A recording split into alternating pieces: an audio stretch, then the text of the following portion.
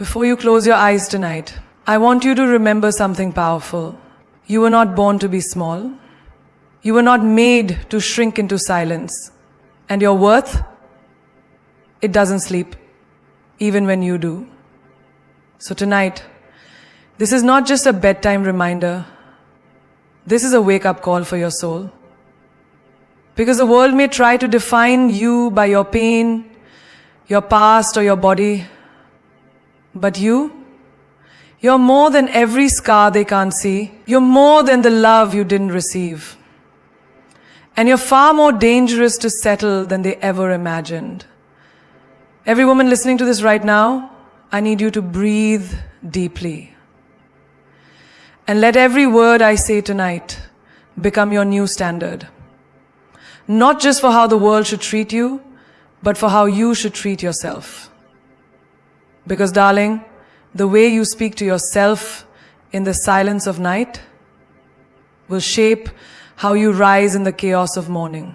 So let's begin. This is for you. You're not too much.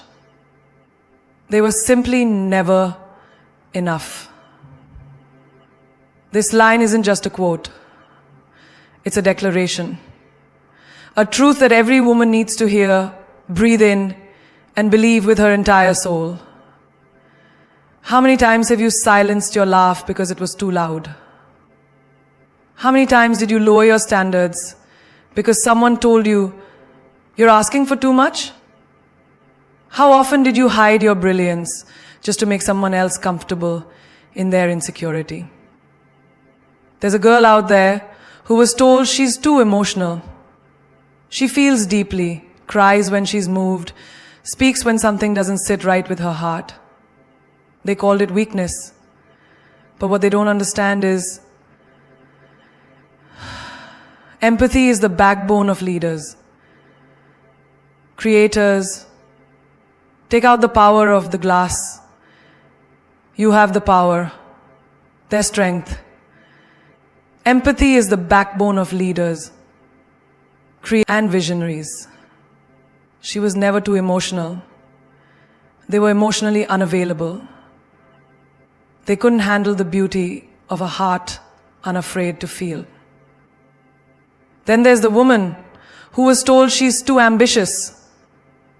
She dreams big, walks into meetings with a fire in her eyes, challenges outdated rules, and demands what she knows she deserves. And what do they say? You're too much. But what they really mean is, you scare them. Your boldness highlights their smallness. Your vision exposes their limitations. You weren't too ambitious. They were simply too lazy to rise to your level. You didn't intimidate them. They felt inadequate in your presence and called it too much. What about the girl who loves too hard? The one who texts first, plans dates, shows up, gives 110% in every relationship, only to be told she's clingy, desperate, or intense. But let's be honest. She wasn't too loving. She was loving the wrong people who never had the capacity to receive real love. They were never built to handle a woman who shows up with loyalty, care, and intensity. They mistook devotion for desperation. The truth is, a man who's ready for a real woman would call that effort a blessing, not a burden. Imagine a woman in a room full of people talking passionately about things she believes in. She's loud, expressive, maybe even a little dramatic. And someone tells her, tone it down. Tone it down. You're too loud. But here's the raw truth. Her volume is not the problem. Their silence is. The world has taught women to whisper their thoughts and scream their beauty. But this woman is rewriting the rules. She doesn't want to be the prettiest in the room. She wants to be the loudest voice for change. You weren't too loud. They just weren't ready to hear truth that didn't fit their comfort zone. Then there's the woman who wants more. more than just a paycheck. The one who's expecting more than just a paycheck, more than a label of wife or girlfriend, more than the bare minimum. She wants partnership, passion, growth, communication, equality. And when she asks for these things, what does she hear? You expect too much. No, darling. She expects exactly what she gives. She's not asking for a castle. She's asking for consistency. And if that feels like pressure, then they were never built for love, only convenience. She wasn't asking for too much. They were offering far too little. Even in friendships, when you can ask for too much, they were offering far too little. Even in friendships, it happens. She outgrows gossip, late night drama, and energy-sucking friendships. She starts reading books, going to therapy, setting boundaries, evolving. And her so-called friends say, "You've changed." As if growth is a betrayal. But the truth is, they stayed the same. She didn't become too good for them. They refused to rise with her. And growth always offends their stagnant. Her elevation exposed their comfort in mediocrity. She didn't leave them behind. They stayed behind and called it loyalty.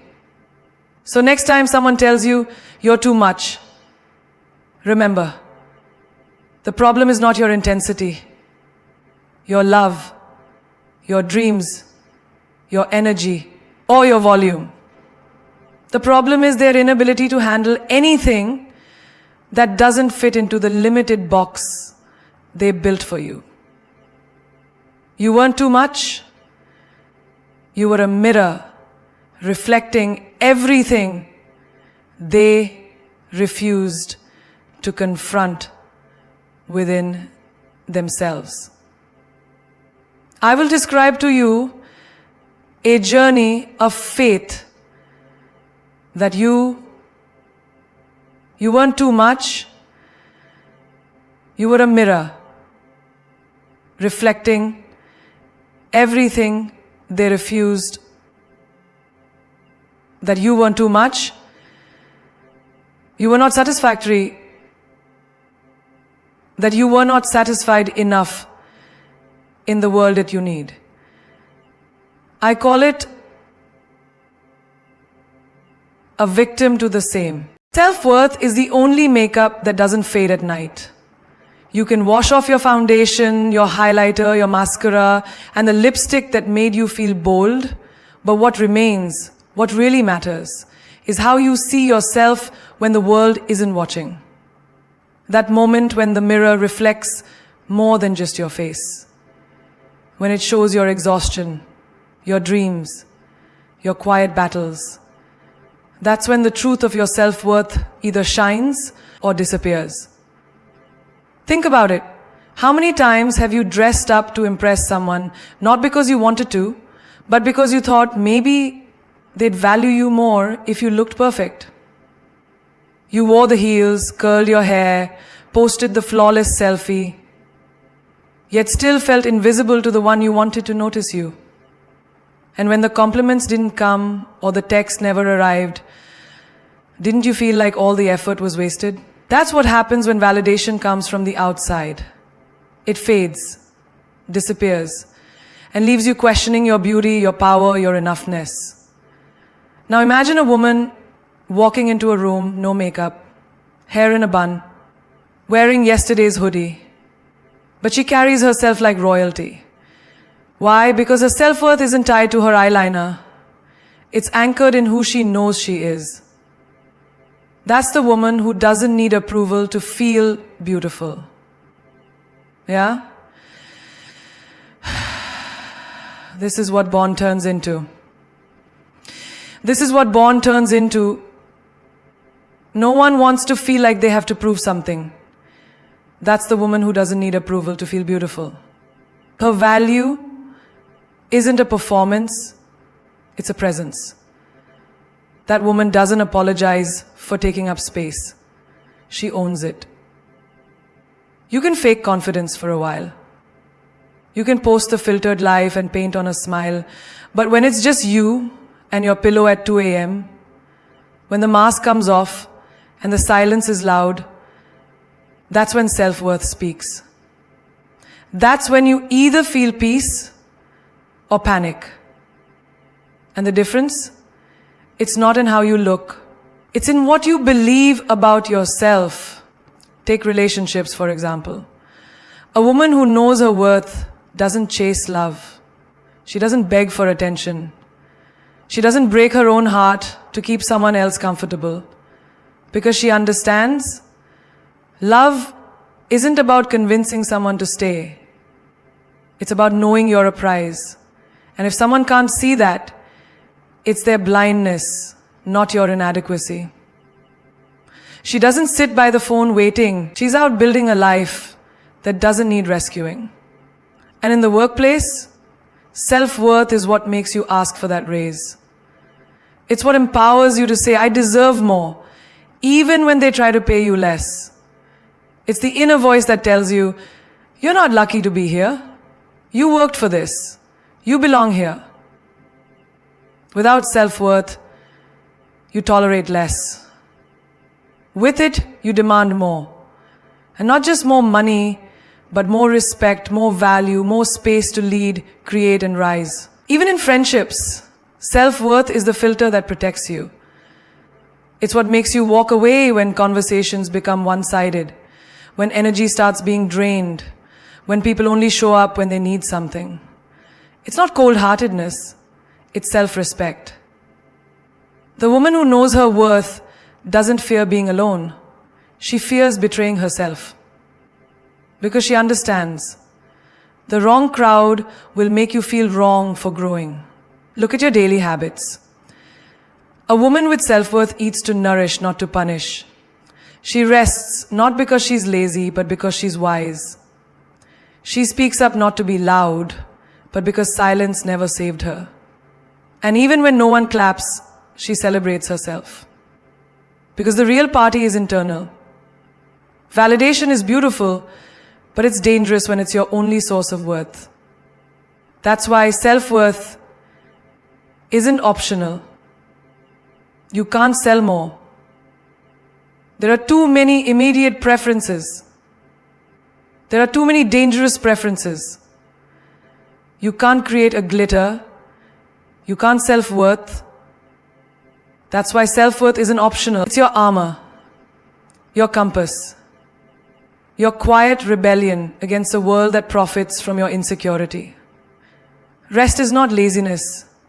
It's rebellion in a world that wants you burnt out. Society has trained women to measure their worth by how busy they are, how much they give, and how exhausted they feel at the end of each day. She's so strong, they say about the woman who never stops, who never complains, who keeps pouring from a cup that's been empty for years. But strength is not in sacrifice alone. It's in the courage to say, I deserve to pause. From a young age, you were probably taught that rest comes after success, not before it. That unless you've earned it, you don't deserve it. But what they don't tell you is, a tired mind makes poor decisions. A drained soul forgets its purpose. A woman running on fumes will eventually collapse. And society will still ask her why she didn't try hard. That's why rest isn't weakness. It's resistance. It's you choosing to protect your peace in a world that thrives on chaos. Imagine a working woman juggling a full-time job and a household. She wakes up before the sun, prepares meals, answers emails, joins meetings, helps her children with homework, and still tries to be emotionally available for her partner. She barely remembers the last time she sat down just to breathe. She barely remembers the last time she sat down just to breathe. And when she dares to take a break, just an hour to herself, guilt creeps in like a shadow. But rest is not her enemy. It's her right. She isn't lazy for needing time. She's human. And humans don't function on hustle alone. Or think of a young student, constantly buried in books, chasing grades, battling anxiety that if she stops for even a second, she'll fall behind. But what if the breakthrough she's chasing is waiting on the other side of a good night's sleep? What if her creativity is buried under fatigue? What if her clarity needs quiet to be found? The most brilliant ideas don't come when you're sprinting, they come when you're still. Even machines need to cool down. Why not her? Even in motherhood, rest is radical. Society romanticizes mothers who give endlessly, who forget their own needs, who wear sleep deprivation like a badge of honor. But a mother who rests is a mother who heals. So, what have you come up with, Hannah? You have a method. Her currency is mother. Her heart is clear. How do you make machines lead, defied what? Her mother, who heals, hurts, Obija, hurts, feels heart, slows down, who breathes, who regains her strength so she can nurture not from depletion, but from overflow. Her rest is not selfish, it's sacred. She is teaching her children that self-care is survival, not indulgence. In relationships, rest means stepping back when you're emotionally drained. It means not always being the one who fixes, who carries, who softens. Sometimes rest is silence. Sometimes it's space. Sometimes it's not answering that call, not chasing that apology, not proving your worth to someone who refuses to see it. Because emotional rest is as necessary as physical rest. And no connection is worth the cost of your peace. Even spiritually, rest is renewal. A woman who prays, meditates, journals, or simply sits in solitude isn't wasting time. She's reconnecting with herself. She's listening to the whispers of her own soul, the ones drowned out by the noise of doing, performing, achieving. The world wants you exhausted, because an exhausted woman doesn't have the energy to rise, to question, to fight back. But a rested woman, she's dangerous, because she's awake, alert, alive. In your daily habits, rest could mean saying no. No to that extra task. No to that last-minute favor. No to the people-pleasing that leaves you emotionally bankrupt. It could mean sleeping in without apology, taking that vacation without guilt, binge watching your favorite show just because it brings you joy. That's not laziness. It's self-preservation. It's you telling the world, I refuse to earn rest. I embody it. Healing doesn't happen loudly. It happens in quiet nights like this. In those sacred hours when the world goes still and it's just you, your breath, and your truth. No applause, no validation, no one asking how you're doing. Just the weight of your emotions and the strength it takes to sit with them. That's where the real healing begins. Not in public victories, but in private battles you fight when no one's watching. Nobody wants to see your reaction to problems or your fight in truth. Nobody wants to see your reaction to problems or your fight in truth. Nobody wants to see in the moments laughing and crying and the moments. People often assume healing looks like yoga retreats, glowing skin, or a woman smiling in the mirror saying affirmations. But healing is raw. It's messy. Sometimes it looks like a woman curled up in bed, replaying the same memory for the 100th time until it finally loses its power over her. Healing is crying until you can't breathe, then waking up the next day and making coffee like nothing happened. Healing is scary, but it's the little life block of love, like nothing happened. That's power, not performance, not perfection.